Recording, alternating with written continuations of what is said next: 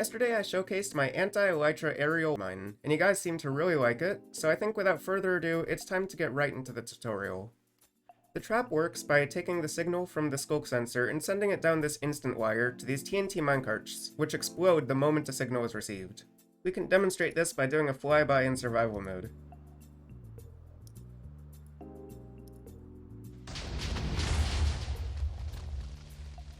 Before we start the tutorial, let's take a look at the materials we'll need. We'll need 25 bricks, which basically is just any building block. You don't actually have to use bricks. 10 obsidian, which can be any block that is blast resistant, basically. 3 sticky pistons, 3 redstone blocks minimum, however having more redstone blocks will be useful. I would recommend having maybe 5. 4 rails, 27 powered rails, 4 slime blocks, 1 calibrated sculk sensor of course, 1 cake, and also 1 redstone comparator. We'll also need 1 ordinary minecart, and 31 TNT minecarts. To start things off, you'll want to go about 10 or 15 blocks off the ground, and then go ahead and place your first block right about here. From there, this is block number 1, 2, 3, 4, 5, 6, 7, 8, and 9. And keep in mind that this block right here is where the calibrated sculk sensor will be going. Over here is where the TNT will be. You're then going to get 3 temporary blocks, just dirt or something, and bridge 1, 2, 3. And then switch back to your main building blocks and bridge another 1, 2, 3, 4, 5, 6, 7, 8, 9. And then get your temporary dirt again for another 1, 2, 3. Back to your main building blocks for 1, 2, 3, and 4. Then you'll want to switch to an explosion resistant block and bridge for another 1, 2, 3, 4, and 5. Next, get your powered rails and place them down along every non-temporary block. Now, from the obsidian end, you're going to make your way over here and place a sticky piston facing towards you, like this, on the temporary block. And then you're going to place a redstone block on its face like this. Go ahead and go over that and go to these temporary blocks and do the same thing. If you want, you can now break the temporary blocks below them. If you'd rather keep them there, that's no problem. Watch carefully for this part. From the sculk sensor end, go ahead and go to this first sticky piston and place a redstone block on top of it. Then, place another redstone block on top of that. Then you're going to go down here and break this first redstone block on the bottom. Once you've done that, go ahead and break this redstone block above it. The piston now should stay extended even though nothing is clearly powering it. Next, you'll go over to the second piston and repeat the process. On the last block of the obsidian end, place a sticky piston facing towards you, like this. Then place a temporary block on its face, and then a slime block on this. And then go ahead and break the temporary block. Go ahead and make your way up onto that slime block, and put a second one on top of it. And then, you'll go ahead and bridge 2 more slime blocks this way. Now get a redstone block and put it right next to this piston like this.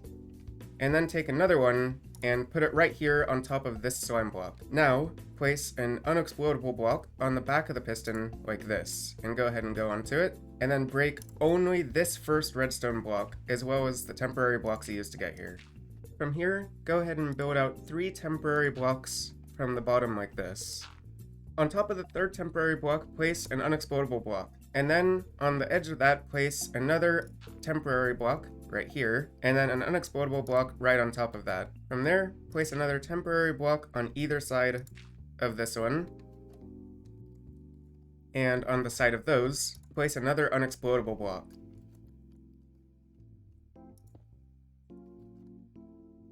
Once you've done that, you can now break all of these temporary blocks. Place a rail on top of these blocks like this. You are now going to load each rail with 10 TNT minecarts. Once you've done that, go ahead and break each rail. Next, we're going to place just a few temporary scaffolding blocks right here, and also put a rail on this block right here. Go ahead and go over onto that temporary scaffolding, and on this rail, place 1 TNT minecart. Make sure to start off with the TNT one, and then going to get an ordinary minecart and place that on the rail as well. Then break that rail. Once you've done that, you can now break this redstone block up here. Go ahead and make your way along this temporary thing right here, and break all of the blocks behind you. Make your way onto the rail, and back over to this side of it. The final part is going to be placing down the Calibrated Sculk sensor, and it's also the most complex part. Make sure you pay very close attention for this one, or you may accidentally set off your trap early. So, from the Calibrated Sculk sensor end, we're going to bridge out 2 more permanent blocks like this. Then, you'll place down the redstone comparator facing this way, like this. And then, right behind it, place a cake, right here. And then you're going to eat the cake 1, 2, 3, 4, 5 times. Then, stand right by the cake and place the Calibrated Sculk sensor down like this. If you've done everything right, you should now be able to walk all around without the Sculk sensor hearing a thing. You can now make your way safely down from the trap, but be careful not to use your Elytra. The Sculk sensor is currently listening out for Elytra. If you were to jump off and fly around, you're going to set up your trap early.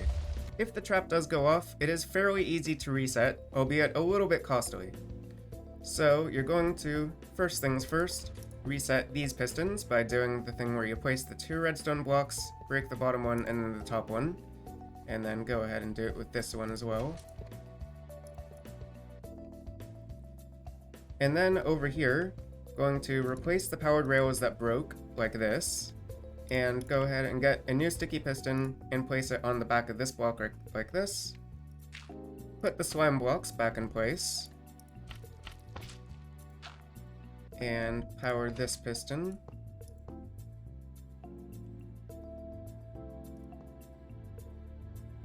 And go through with placing all of the TNT minecarts back in their proper place. Break all of the rails, break this redstone block up here, and then go ahead and exit the trap. And that is how you build one of these modules. However, this trap is most effective if you have a lot of modules like I have over here. So let's take a look at what you're going to do if you want to have multiple modules of this. These circles you see here represent the detection area of each Sculk sensor. As you can see, there are some triangle-shaped gaps in between the holes, and if a player were to fly through those gaps perfectly, they would not actually trigger the trap. Place them closer together, and the gaps are now smaller, but you're covering less airspace in total. Place them further apart, and you're now covering more airspace, however, the gaps are now larger. The setup that I have here I believe is the optimal setup for the most total area coverage with the smallest possible gaps. The setup is a 31 block gap between each Sculk sensor horizontally. When you're going up a layer, you should have a gap of 15 blocks horizontally, and then a gap of 26 blocks vertically. There is no right or wrong answer here though, just go with whichever setup works best for you.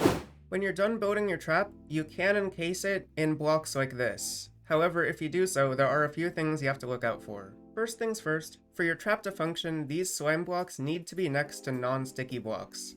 This can be glazed terracotta, obsidian, any container block, moss, and etc. The rest of the container can be made out of whatever block you want, as long as these slime blocks are next to non-sticky ones. Next, make sure the blocks around your TNT minecarts are not very blast resistant. Your trap is going to work a lot better if these blocks are made out of something such as dirt, than if they were made out of something such as endstone.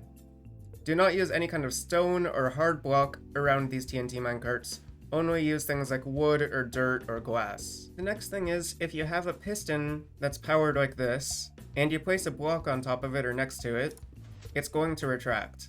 In order to stop that from happening, if you're going to encase your trap in some kind of block, then go ahead and leave this top redstone block here, do not break that one, until you have fully surrounded this piston in whatever casing block you're going to use.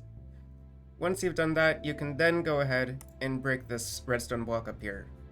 If for any reason you need to break a block next to one of these pistons, make sure to put the block of redstone on top again before you break them. Keep in mind that this trap is designed to hit someone traveling at a very fast speed in a very certain direction. If they're just flying slowly around the sculk sensor, they may trigger the trap before they actually reach the intended location. This current version of the trap doesn't contain any way to counter that, however it is pretty easy to modify it in order to be able to counter it.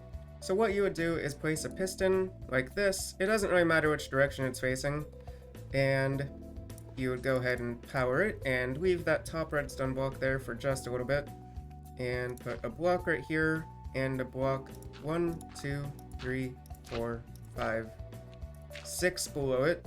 I didn't mean to use the slime blocks, it doesn't really matter.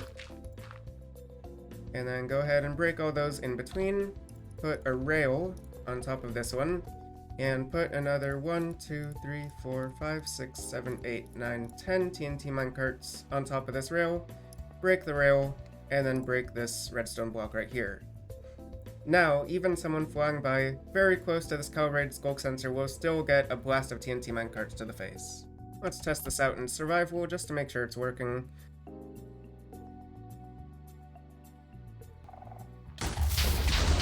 Ouch. That's all for this tutorial. Let me know if you have any questions and I'll be happy to help. The best way to contact me is through my Discord, which I have a link to in the description. Hope this tutorial was helpful for you, and for now, goodbye.